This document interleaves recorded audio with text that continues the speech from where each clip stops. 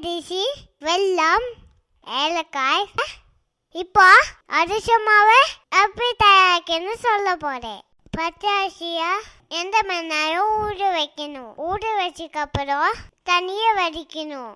அதை துணியில உலர்த்தினதுக்கு அப்புறம் அதை மிக்சியில நல்லா அடிக்கணும். அரிசி நல்லா சரிச்சுக்கணும்.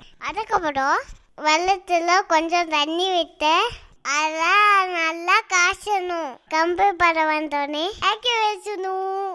காய்ச்சின வெள்ளத்தை எடுத்து அரிசி மாவோட சேர்த்து நல்லா கலக்கணும். கலக்கிங்கன்னா அரிசி மாவு தயார். உள்ள கையில எண்ணெய் தேய்ச்சிக்கிட்டு ஒரு அரிசி மாவை எடுத்து கையில லைட்டா தட்டிக்கணும். மறுபடியும் வாயில வச்சு இன்னும் கொஞ்சம் நல்லா தட்டணும். குடைக்கில போடணும். பொன்னிடமா பொடிச்சு எடுக்கணும்.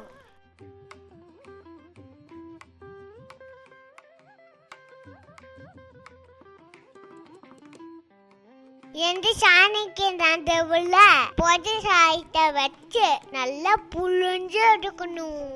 எடுத்துங்கன்னா சூடணும். அரிசி